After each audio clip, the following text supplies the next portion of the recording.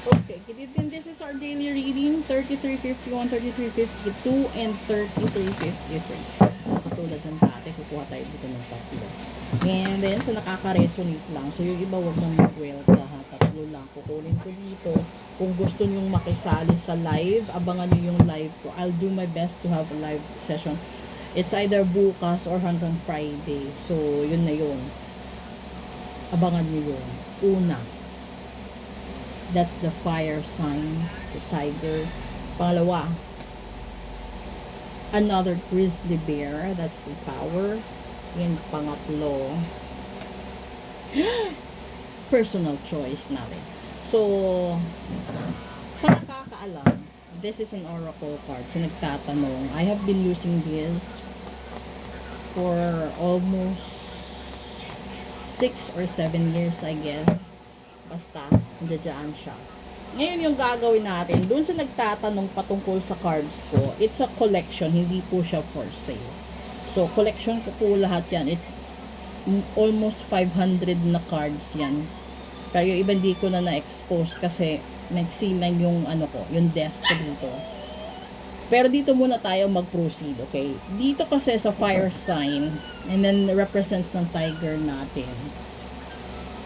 Ito yung tipo ng tao na hindi kayang i-manipulate. So, kung ikaw yung tao na naniniwala agad sa mga sabi-sabi, so hindi ka fire sign, hindi ka ganito kalakas, hindi ka ganito katapang. Kasi yung kasunod dito is yung power. And then, your personal choice mo. If we connect lahat kasi ito, ibig sabihin, kailangan mong maging independent, kailangan mong maging malakas, matalino, wise sa lahat ng desisyon mo sa buhay, para makamit mo yung power. The power itself is hindi siya physical na power.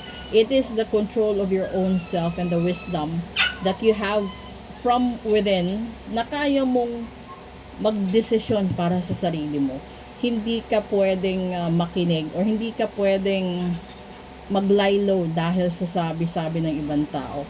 Ito yung punto ng buhay mo na masasabi mo na kahit ano pa siguro yung gagawin nilang pag-intercept sa buhay mo, sa desisyon mo, kailangan mong manindigan kung ikaw yung tipo ng taong ganito. Kasi maraming tao na nawawala sa tamang landas nila dahil hindi sila nakikinig sa instinct nila or sa sarili nila.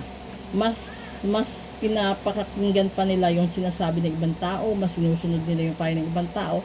Pero kung sa personal naman kasi na bagay, sa personal choice kasi, alam mo kung ano yung magpapasaya sa'yo, alam mo kung ano yung magbibigay sa'yo ng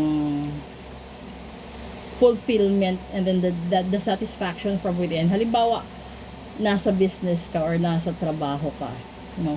Kung gusto mong ma-promote, yung susi doon is maging masipag ka. Huwag kang magsipsip sa boss mo, huwag kang magsipsip sa kapwa mo kasi pareho lang kayo ng employee. It's either gumawa ka ng sarili mong pangalan sa loob ng negosyo or sa loob ng kumpanyang pinagtatrabahuan mo. And then you have that willpower na hindi ka pwedeng makisabay sa bisyo ng iba or makisabay sa sasabihin ng iba. Kasi merong mga tao na kinakaibigan ka para mahila ka pababa. Meron namang mga katotoong kaibigan na tinutulungan ka para umangat ka sa buhay. And that is your personal choice. Kung meron man siguro pinakamaganda doon na gagawin mo sa buhay mo, i-build up mo sarili mo. So, you will reach that point na magiging unstoppable ka. Yung parang hindi ka kaya kontrolin. But you do have that respect, you do have that bottom line sa buhay mo na gusto ko gawin ito. Ayokong mawala dun sa focus na yan. Halimbawa, may goal ka sa buhay mo na pagdating mo sa edad na 50, no? Ito yung punto ng buhay na kailangan may bahay ka, may ipon ka. Ito yung punto ng buhay mo na may pamilya ka, masaya ka, kasama mo lahat ng taong gusto mong nasa paligid mo. Pero kasi hindi lahat ng tao na nangangarap ng ganun ay natutupad. Posible may pera siya, may ipon siya, may trabaho siya, pero wala siya sa piling ng pamilya niya. Posible din na meron, andun siya sa pamilya niya, pero wala siyang ipon, wala siya sariling bahay, wala din siya sariling sasakyan, etc. Ganun. Pero kung sa umpisa pa lang ng laban sa buhay, or sabihin na natin, sa umpisa pa lang, no, meron ka ng target na pagdating ko ng 25, 30, 25, hanggang mag 50. Ito yung gusto ko. Huwag kang makinig sa sasabihin ng iba. Kahit ano yung paninirang gawin nila.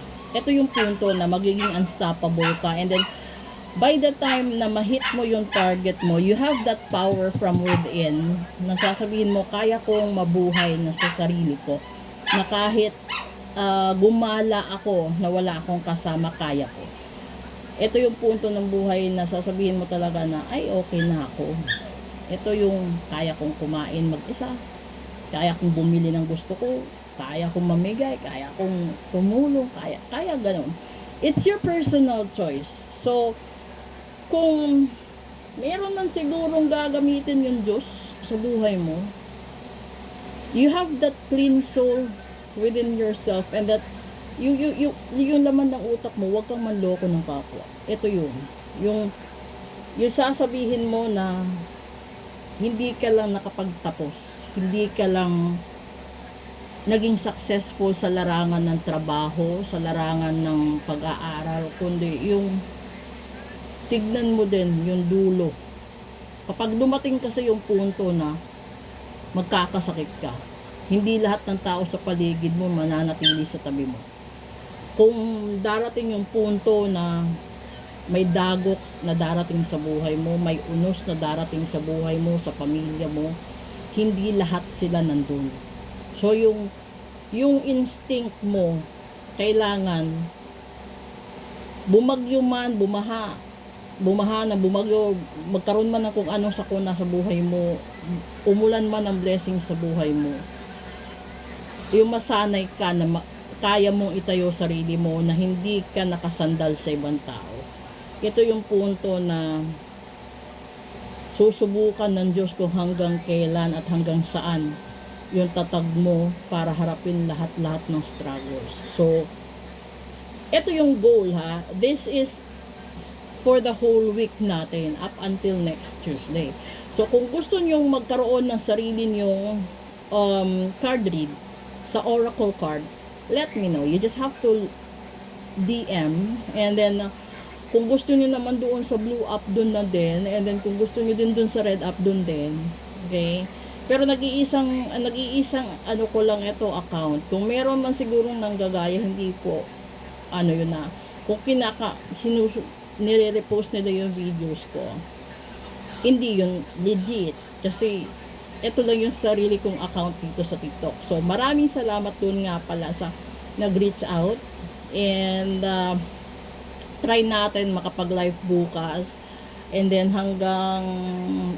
hanggang Easter Sunday. Susubukan ko talaga. Pero maraming salamat dun sa request nyo. Proceed tayo doon sa special reading natin. And I will be using different tarot cards para naman may comply natin kung ano yung tinutumbok dito. It's either the love of money, the love of your life, or probably the love of your family.